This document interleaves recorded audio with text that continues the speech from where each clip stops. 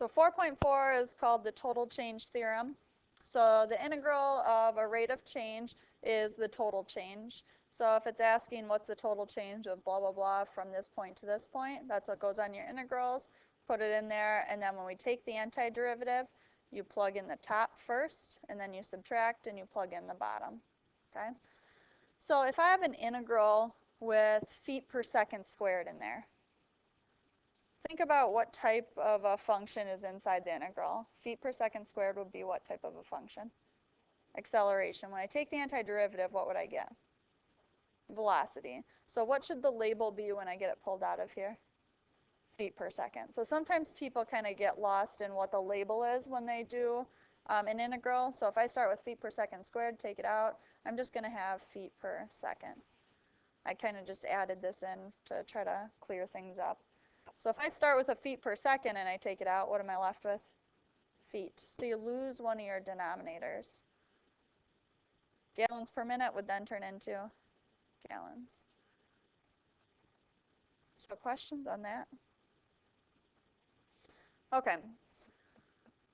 If oil leaks from a tank at a rate R of t gallons per minute at time t, what does this represent? So it's going from 0 to 120, and we have R of t dt in here. So let's just start with what the label would be. If my R of t is gallons per minute, what would it tell me? Gallons, right? So it's going to tell me how many gallons have, I think it was leaked, right? Out of the tank. And then what does the 0 to 120 tell me? The time. So 0 to 120 is in minutes. So during the first 2 hours. So it tells me how many gallons leaked in the first 2 hours. And that's the total change theorem. So it's the total number of gallons. So let's write that down.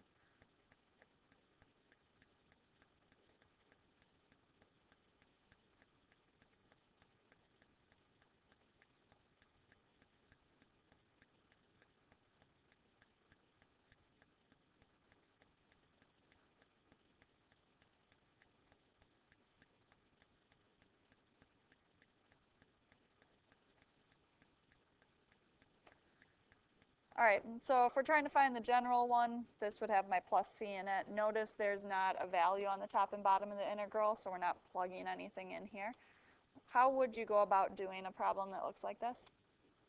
Multiply it out, and then we can just do the antiderivative. So any questions on that? Let's skip it then. Okay, this one, what could I do if it's a something squared? I could multiply it by itself, right, and do it that way. So that one's pretty simple. How about this one here? This one gets a little bit harder. You have to know some trig identities. What's 1 minus sine squared equal? Cosine squared, right?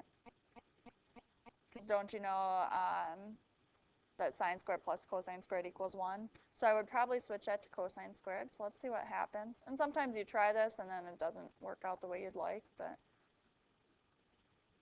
so if I have sine over cosine squared, it's not like I can just call that tangent, right? But I could switch it to be sine over cosine times 1 over cosine, right?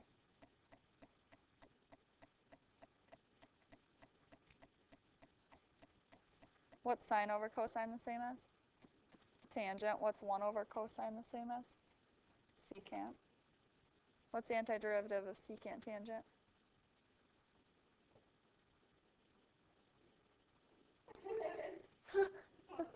We're going to get there.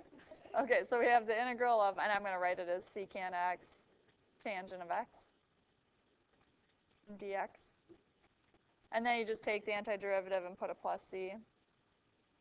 And what's the antiderivative? We're feeling good about that this time. Third time's the charm. So we get secant of x plus c.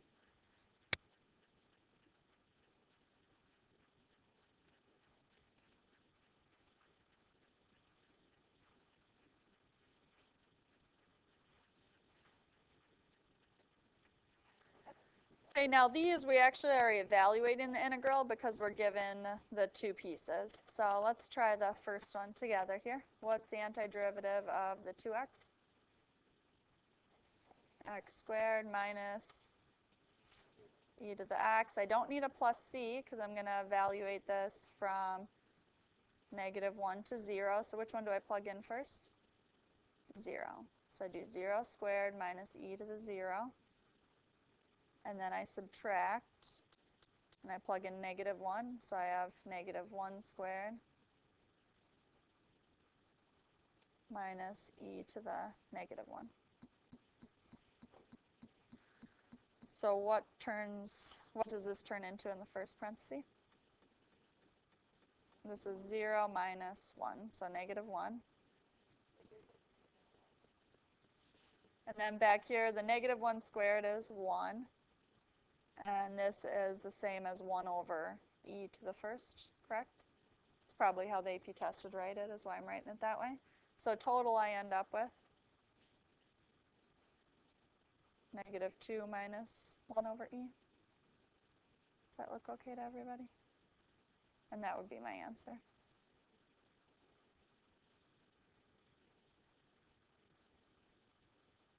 How would I go about doing the second one, starting it? Should be a plus, yes, thank you.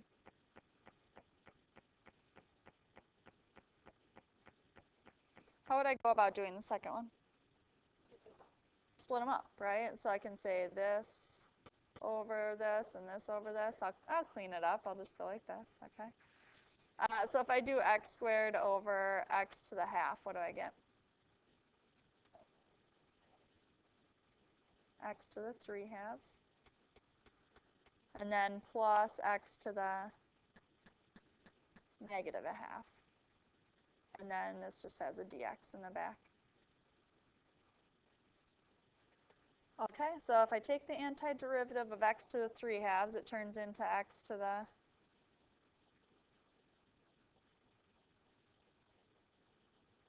what's 3/2, the antiderivative? What do I have to do with the exponent? Add 1, so I'd have to the 5/2, and then what do I need to multiply by? 2/5, the reciprocal. Okay, now back here, if I add 1, I get x to the +1/2, and then I have to multiply by what? 2, the reciprocal. And then you're going from 1 to 2. So you plug in the 2 first. And I'm going to say this probably isn't going to turn out super nice, but that'll happen. 2 to the half would be just square root of 2. And then subtract and plug in 1. The 1s are always nice. We get 2/5 plus 2.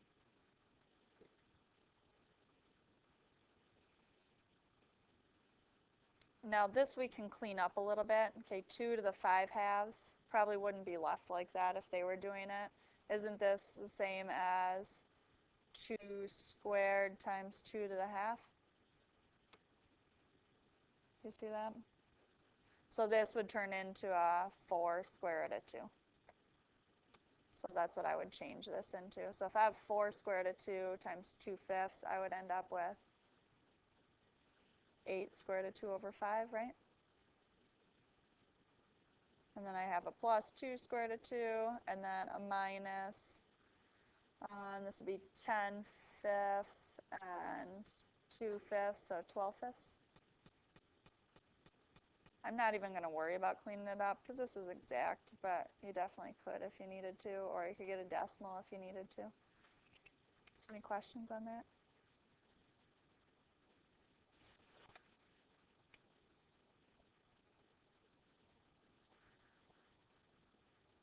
All right, the next one I'll get you started on.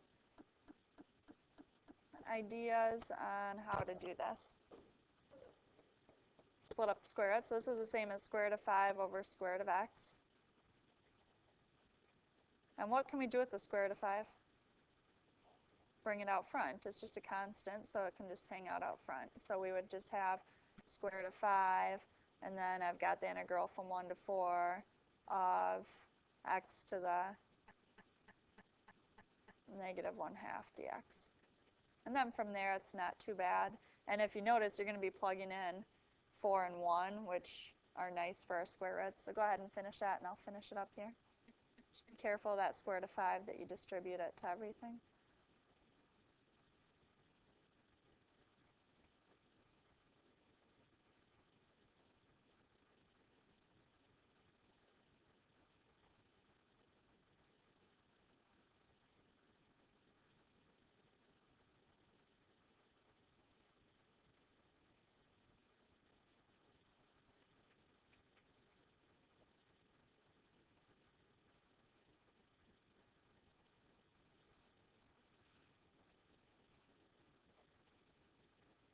Anyone else getting 2 square root of 5? All right, so sometimes we overcomplicate things. This one's not that bad if we do the little heart method. 1 over cosine squared is what?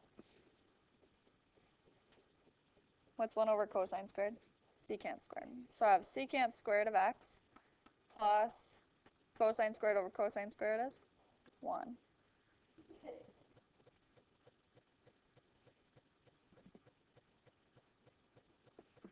What's the antiderivative of secant squared? Tangent.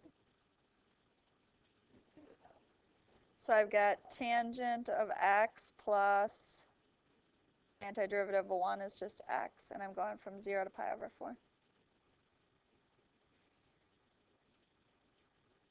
So if I plug in pi over 4, tangent of pi over 4 should not need a calculator.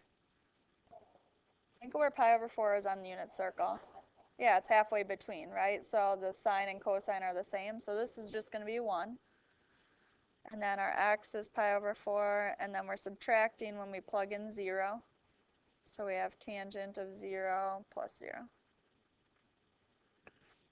So we said this is 1 plus pi over 4.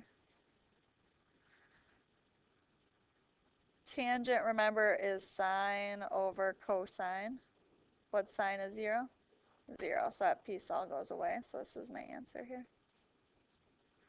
Questions? First one.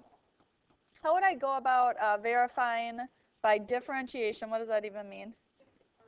Taking a derivative, that the integral of this equals this. So what would I take the derivative of? The inside or what's over here?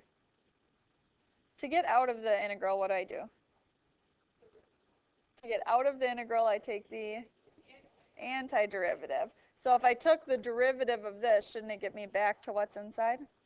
Okay, so what you're going to do is you're going to take the derivative of, and I'm going to write it as x squared plus 1 to the half plus c.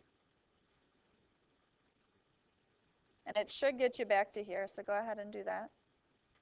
When we're talking about the absolute value, what you want to do, I mean, if you have your calculator, it's obviously pretty easy. You just have to know where the absolute value button is in there, which should be under math. I think if you go, let me see here, math over to number, then there's an absolute value. So you could put it into your y equals and evaluate it, you know, kind of using that. If you don't have your calculator, you're going to have to make sure that you can do it without it.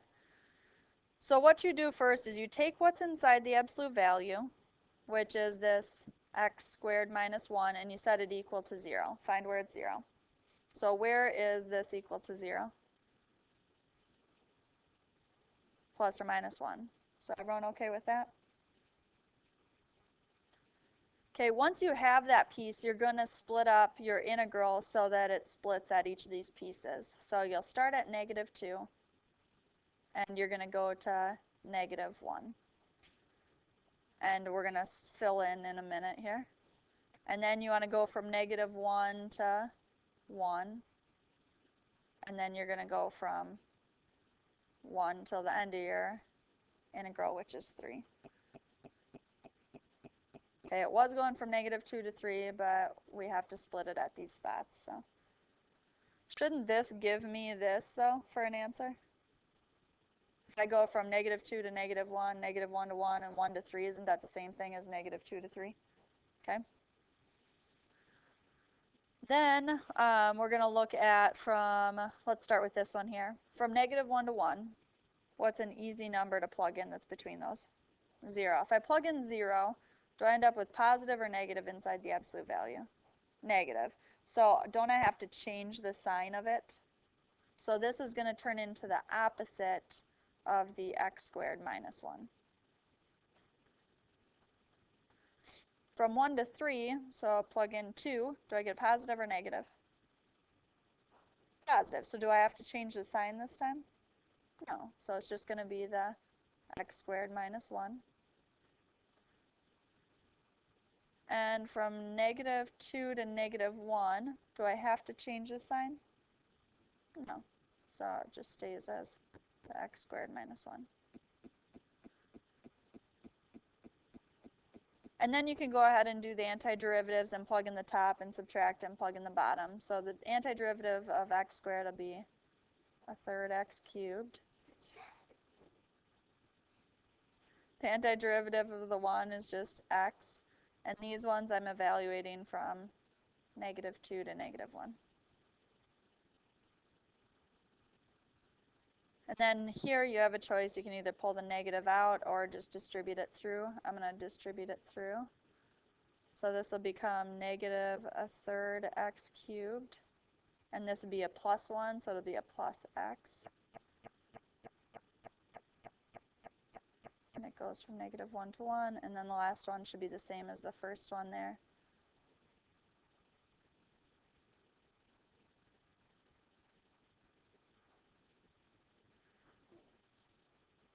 So any questions on that? So go ahead and finish that.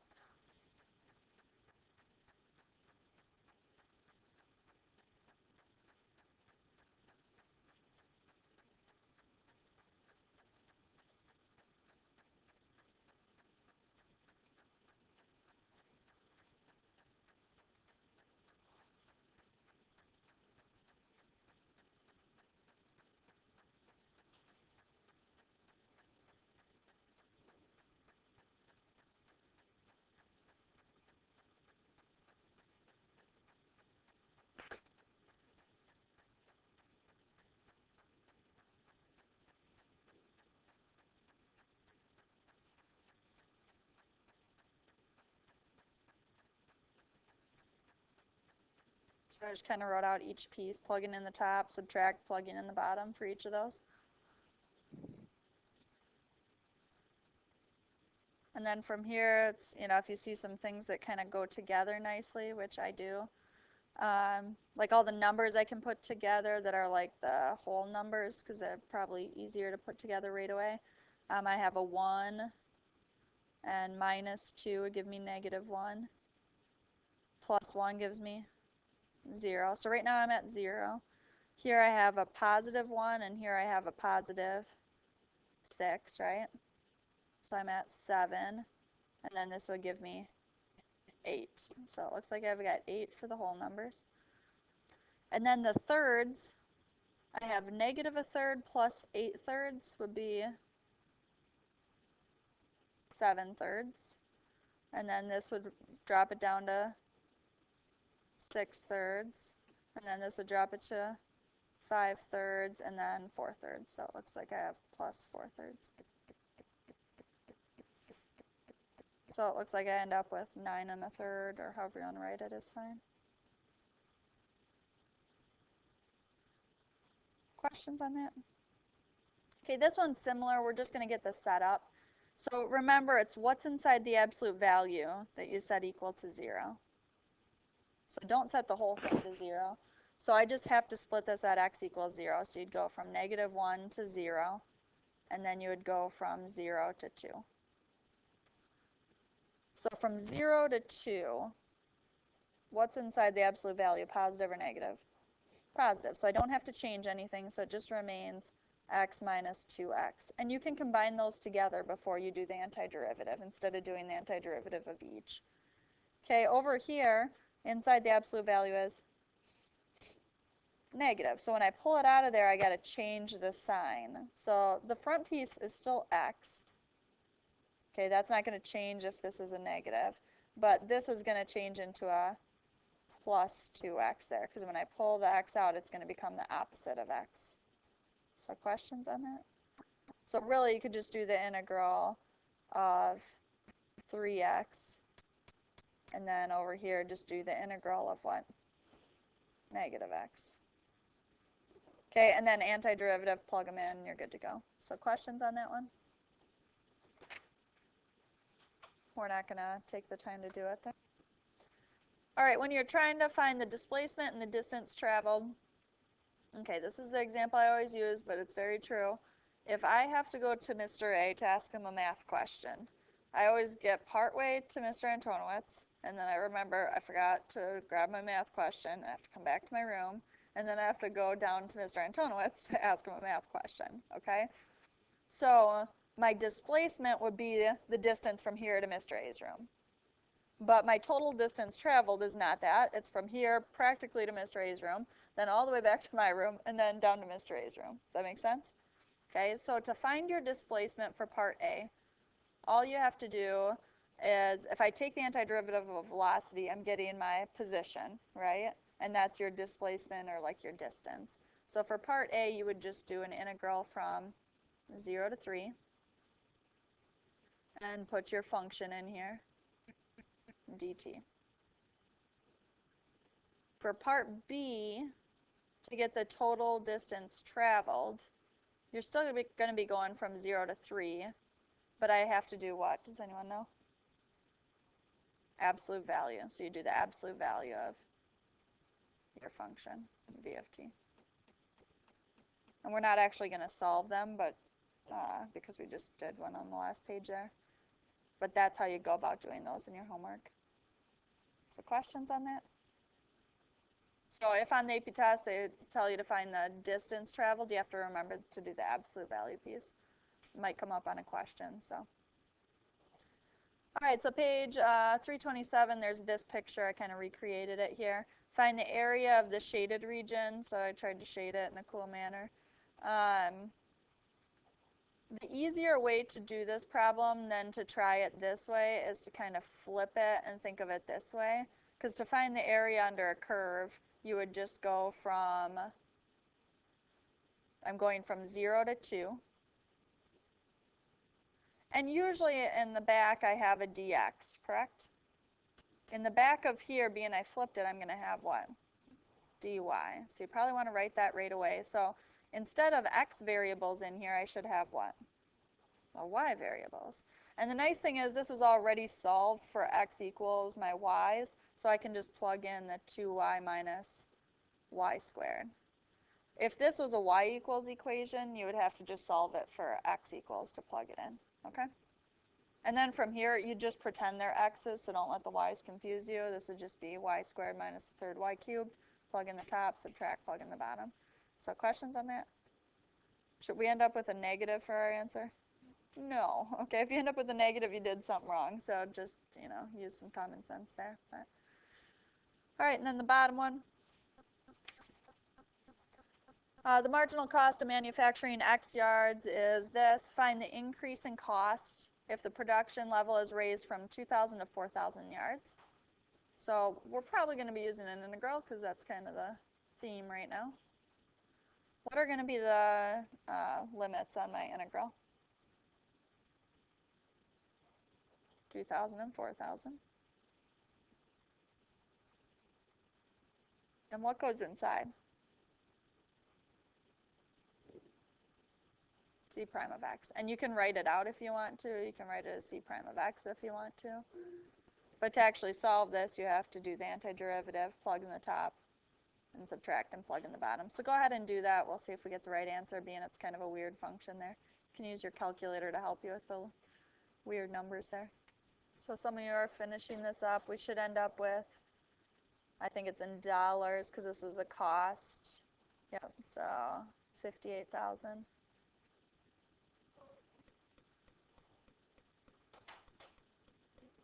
So that's the increase in cost.